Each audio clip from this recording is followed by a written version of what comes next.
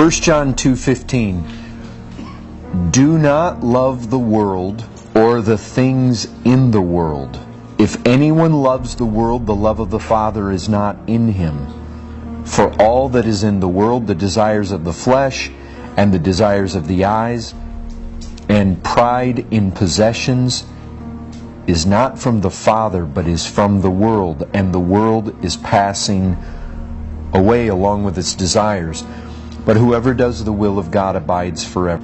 Think about that. Paul says, be not conformed to this world. One of the things that wages war against the soul is this world that is constantly pressing on you to conform to it. It's constantly applying pressure to shape you into its form. Be not conformed to the world means don't take its shape. Don't allow its realities, its attributes, its character to get somehow molded into your life. A world that is constantly trying to stain us and constantly trying to conform us to it. And it's a pressure. And I have to believe all the more in our day. You know, the truth is, people were people 200 years ago. But look what they didn't have. I mean, do you know how much of the world comes at us through computers and televisions? Do you realize how much? I mean, 100 years ago, they didn't have those things. I mean, right now, do you know how many people are camped in front of a television across our city right now? If you were to guess percentage-wise, 80% probably. In front of a television right now. I mean, you want the perfect indicator of where the world's at? Look at the world's advertising. That's such an easy and yet very profound indicator of where society is, where the world is. Basically, advertising, it shows you the very heart of what this world's all about.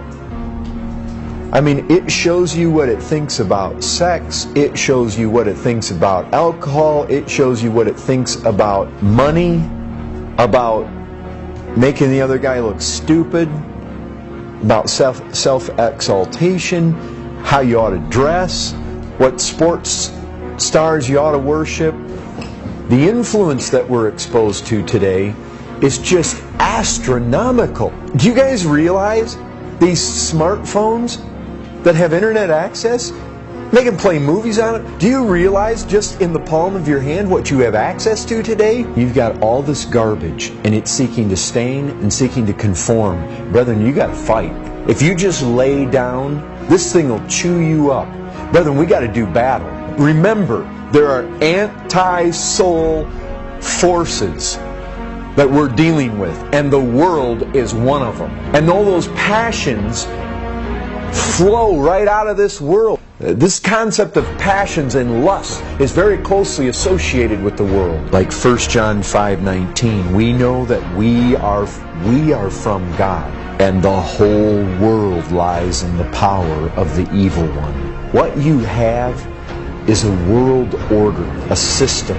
It's the way the world is, the way the world thinks, the way the world operates. And the devil, and based on what it seems from Scripture, a third of these angels that fell in large numbers, they operate in this world. You get glimpses, like in Daniel, of the Prince of Persia. Definitely not a human being. This Prince of Persia did battle with an angel that was coming to Daniel, resisted him. Michael the archangel had to be dispatched to get him through. We're looking at cosmic forces, just like it talks about these authorities, these powers in heavenly place. They control nations and governments, and there seems to be a hierarchy and a working, and they basically control this world to destroy. That's what he comes for, to destroy, to deceive, to kill. I mean, He is cruel in his ways. He comes to do battle against the church. You guys need to get this. There is such a being who it seems at one time was some kind of crowning cherub. He was one of the most, if not the most glorious of the angelic beings. So you've got to know that he had wisdom and knowledge of unbelievable capacity, and he fell, and he took a third of the angels with him. Brethren, he exists to destroy God's people. When you see this dragon in the book of Revelation, I'll tell you what he's doing. He's chasing this woman. This woman, it basically is a picture of the true people of God. It's a picture of true Israel. It's a picture of the one from whom the Christ came, and he is chasing them. He's dogging them, their steps. He does battle with them. Brethren, he is going about seeking to destroy. And what you have to realize is he is in control of this world. The prince of the power of the air, he rules here. I recognize God is sovereign. It's partial dominion at best. It's restricted dominion. We see it in Revelation 20. He's on a chain. But no doubt anyways, in some limited capacity, he has the authority here. He has authority in this world, so much so that he could say to Christ, I'll give you the kingdoms of this world if you bow down to me. Brethren, he is in control. And if you think about that for a second, here we are, put out into the midst of the world as servants of Christ to declare his glory and his gospel. And in the midst of that world, it is controlled by demons all around us all the time, in a sense that it is going to try, that world is going to try to conform us and spot us all the time. And it's with intent. It's not like, well, we just might happen to rub against it when we go out these doors. Brethren, it's the fact that there are armies arrayed against us, working this thing so as to bring us down, to contaminate us, and to conform us into something that won't be useful to Christ, something that will be defeated, something that will be ugly, something that will be unclean. Brethren, this is what's happening. There is a darker meaning. There's a world around us that is a real enemy to the soul. Christ said this, do not be surprised, brothers, that the world hates you. This is a foe that means to do us harm. This is not a foe that hates us and tries to stay as far away from us as possible. This is a foe that is constantly trying to trip us and stain us and mold us into its fashion. So you've got to resist, you've got to fight, and you've got to know that it's for real, and you've got to know it hates you.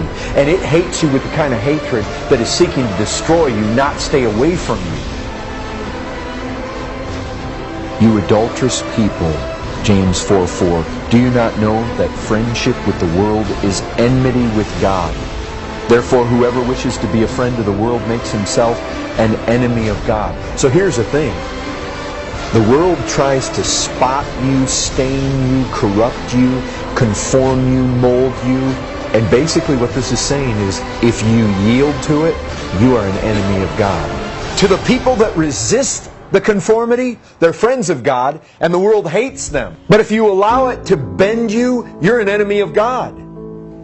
If you like its shape, if you like its fashion, you show hatred to God yourself. This world hates you, this world hates Christ, this world hates God. So, worldliness is what happens to us when the world comes along, seeks to spot us or conform us, and we begin to conform. Good. It's like Vanity Fair. You remember that in Pilgrim's Progress? You go into Vanity Fair, and you know what they found? They found all the goods and the wares that the world had to offer. And there was British row, and there was French row, and there was German row, and Italian row, and it had all the stuff. And they resisted dressing like the people there. You remember that? Faithful and Christian. They resisted buying what the world had to offer. They weren't interested. And it had all these things to sell. Brethren, any faith that saves us is faith that overcomes. It's faith that believes that God is so desirable and so lovable, so love-worthy, so worship-worthy. Christ is so magnificent and so worthy to be followed and to be had at all costs. That's what true faith is. It's when I believe that He is a treasure of inestimable value and I'm willing to endure anything to have Him. That's the truth of faith. You see, that's what shows it. That's what we're told. The faith is going to get put to the test. And if it's really true, see how that glorifies Christ? When you bring this faith along that says, I believe Christ is all, and then you say, oh yeah? Well, let's just like Job, let's put it in the furnace. And then it comes out. Wow, it's still good. He still wants God more than anything else. Let's put it in the furnace even more. You bring it out. You see how much God got glory? You see what was going on behind the scenes? Brings God tremendous glory. Well, this is the thing. When you take somebody and you say, oh, God says, let their eyes be open. Let there be light. Let them see the glory of Christ. Okay, now put them in Vanity Fair. See if devil try to sell them the best of your goods. And they come through clean, unspotted, unconformed. Brethren, they can abide forever? Yes. They were saved. They were justified by faith. But that faith proved true. The faith proves true by what it does in this world. Brethren, that's the issue. You see, the things of this world, the things that belong to this world, it's passing away. And brethren, those people that delight in this world, passing away. Brethren, you see where John's arguing?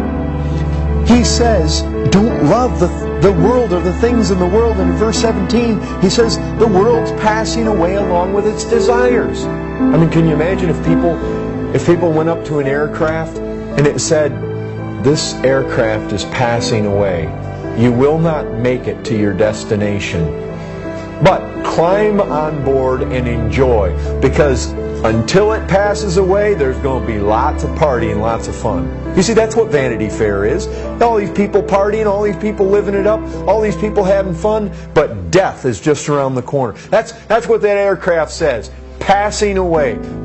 This is what John's arguing. He's saying, don't get on board that plane. The ship's going to sink, folks. Don't get on there. And you see what he's saying is, if you love the world, you hate God. You can't have both. You either love God or you love the world. It's the fight to not compartmentalize my life. This is what strikes me. It's the fight to not say, okay, this part of my life is sacred. This part of my life, it's ordinary. It's secular. Which a lot of people do that. I mean, people all over the place try to give God His due on Sundays, maybe some of the real good ones on Wednesdays. But brethren, even though we would look at that and maybe we would say, well, yeah, you know, Sunday morning Christians are no Christians at all. But brethren, we can still get in the place where there's parts of our life. You see, this is the issue. This is the key. Brethren, I'll tell you this. If you have a segment of your life that you find, you know what? I never think to thank God doing that. I don't even think of God while I'm doing that. In fact, that part of my life is kind of reserved to almost forget Him. Not that we would say it purposely, but when we get into that segment of our life, we kind of just forget Him. He drops out of the picture. Brethren, that's worldly. Dump it. Be done with it. What God is saying to us is whatever you do, you need to do for His glory. Whatever you do, you need to do that He be central to it.